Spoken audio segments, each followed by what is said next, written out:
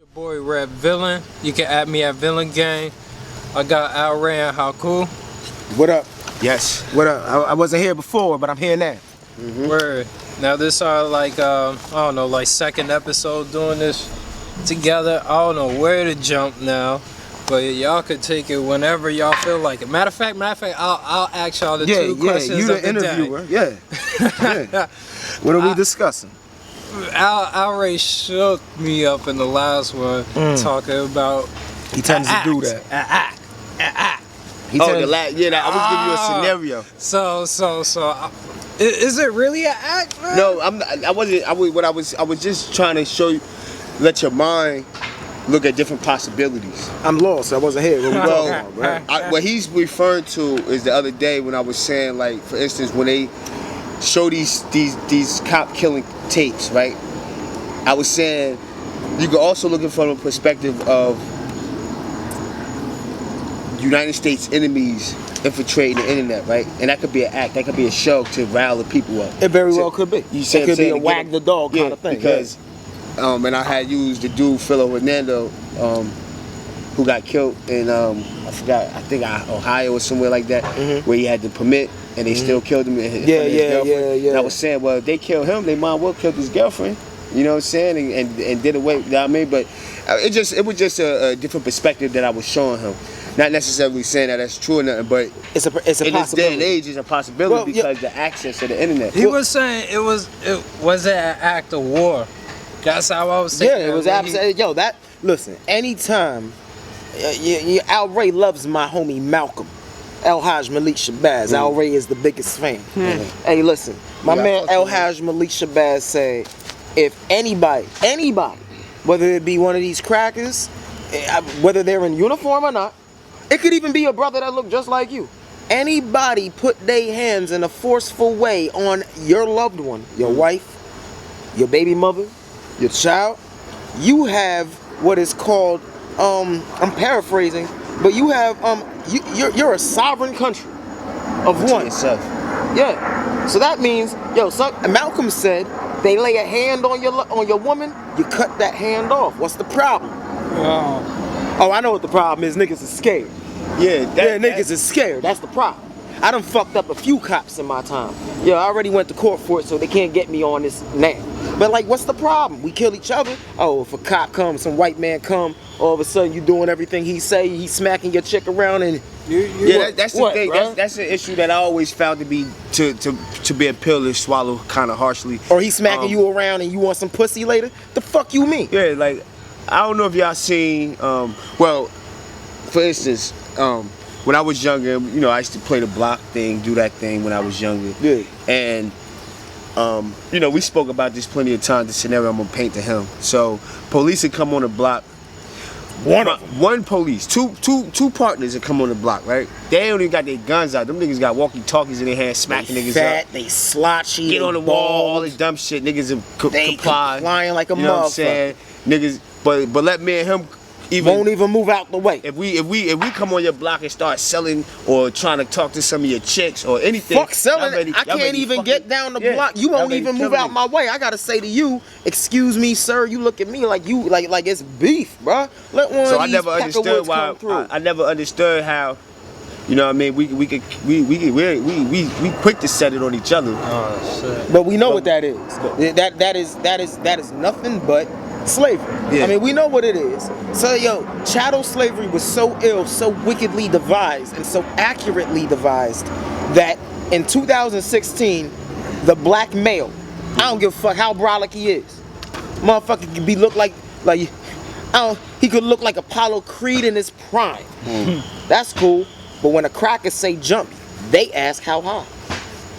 Yeah. That's true. Is it a big brother, little brother situation? No, there's a spook who sat by the door situation. That's us. And then there's a Negro nigger. I said nigger, not nigger, ER situation. See, we the spooks who sat by the door. And then you got a nigger situation. Like Uncle Tom. No, a scared motherfucking like stepping fetching. A scared black male. You ever seen one of them old cool movies? Niggas, everything scare them, sounds scare them. We sick, boss? Scared of a shadow. Are we sick, boss? Yeah, that type of shit. Yeah, if These you niggas sick, out if here you scared. sick, motherfucker, you sick. How we sick? We have the black man, woman, and child in this country at large. Number one, we are the most suicidal race of people in this country. Number two, we officially have Stockholm syndrome, as we are the victims of being kidnapped, and now we fucking identify with our fucking abductor. Look at us. Hey, bring good that you brought that up. Now with the latest situation with this latest latest few shootings that just came about this week. This very Carolinas? Week. In the Carolinas, and one happened in Oklahoma, and I think another one happened in Ohio. I ain't hear about the Oklahoma, but I heard about the Tulsa, Oklahoma. That was the dude. You had one situation. The dude named Clarence Crutcher. Okay. Right. He was leaving, I guess, for work or somewhere, and his car, as cars prone to do, it broke down. So he's on the side of the road, and I believe he called for some kind of assistance. And when the police came, they you could hear on the recording, one of the officers was saying, "Oh yeah, he looks like a bad man." Wow. Right. And then the lady, he had his hands up. Like a black man. The lady ended up shooting him and killing him. But he was only trying to get assistance for to change his tire or give him a jump start or some shit for his car. So what's it gonna take? This is. I'm gonna say this. I'm gonna ask this to both of you. I'm gonna ask a question. Fuck it. What's it gonna take for black people in this country to accept, develop, and project, and always scholastics, physicality, spirituality, hear me, a warrior society? Why niggas scared?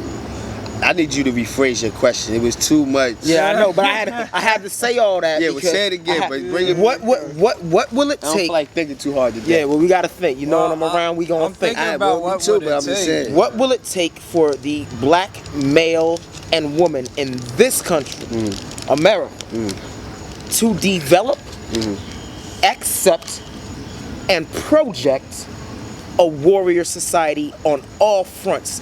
That being scholastically, economically. I didn't say that before, but I'll throw that in there because I'm off the cuff. Okay. Scholastically, economically, socially, spiritually, mentally, and physically. What is it going to take? Basically, how many more we got to see of us getting killed and slaughtered in these streets before we start saying, yo, shit got to change and really take it serious and not just protest for a week and forget about it? What is going to take? I think it might even take, if it don't take Donald Trump, right? If it don't take, it might just take them hauling us off to these camps. These FEMA camps. It may. And putting niggas in ovens and gas chambers and shit like that. It might have to be that blatant, you think? It might have to be. I mean, niggas are hard-headed. Niggas are hard-headed. Yeah, listen, brother. These niggas. Yeah, these niggas are hard-headed than a motherfucker. Is brain dead. We got niggas out here brain dead. Going back to the situation where a nigga say, yo, this is my block, man, this is my hood, blah, all that crap, you know what I'm saying they do. Own what's nothing. Cracking, what's popping, right? Don't own shit, nigga. Ain't bought one building on this block. 40-something living with their mama. Word is born, right? And then like you said, when the police come, you compliant. You compliant. But when I just walk through your neighborhood, you ain't seen me before. You ready to whoop ass. Ready to whoop ass. You ready to become warrior status. No, you ready to take my life, bro. Yeah. And so that right there plays right into it. You know what I'm saying? Like you said. And that's why I'm saying we might need to have to start going into these concentration camps, these gas chambers before for niggas to really see. So before that happens, of course, and I hope our idealistic version is that we don't have to wait till then. So let's just go down the line. How does one shake off the psychological effects of Stockholm syndrome? Because that's what we have. Well, Brother Martin fucked us up when he integrated this. Do tell. Well, I mean, if you look at our history prior to us integrating, when we had to deal with ourselves amongst ourselves, we had more prosperity.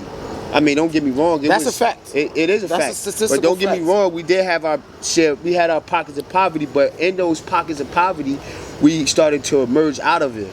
And maybe we emerged too fast because, as always, the wicked white man came and burnt down our black communities, our black Wall Streets, our black Tulsas, and Oklahoma, you know what I'm saying? And all. I want to say some sarcastic shit to Rosewoods you, and but all I that. can't because that's factual. That's fact. So, that's so just factual. it's an actual fact when you Yeah. study our history that when we left to ourselves by ourselves, do well. we always do well amongst ourselves. We progress. And so we need to get back to that. But I think that's the only way, because as long as the enemy is able to infiltrate, and you know when he infiltrate, he always put his dollars there, he put his money there, and his influence, and next thing you know, he take over the I don't whole want show. you to go too far because you just said something that is really hitting the nail on the head, and that is once we are left to ourselves, we actually advance and progress. That is why they bombed the MOVE organization. That is why the Black Panther Party was not a threat nationally. They didn't care when they had guns, and I'm not referring to the new Black Panther Party that was begun with Khalid Muhammad. I'm referring to the original Black Panther Party of the 60s. But that's why they became a threat, because they started the food and breakfast programs. That's when they started dying. It was like, oh shit, you gonna have guns? Fine. Crackers is like, you gonna have guns? And they Fine. changed the gun They were like, law. yo, you gonna have, but you're gonna feed and clothe yourselves? Yeah.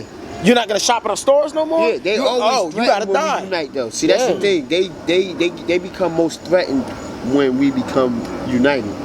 When we really become united, and like I said, when we left alone, we seem to prosper, and rapidly. I mean, they look at it like, oh shit, they're advancing too quickly. Leave us the fuck alone, and you will see how we come together as a collective. So then that goes back to the initial statement of this whole interview. Everything is an act of war. The reason they won't leave us alone is because the powers that be know that if black communities in this country, America, are left alone, we progress.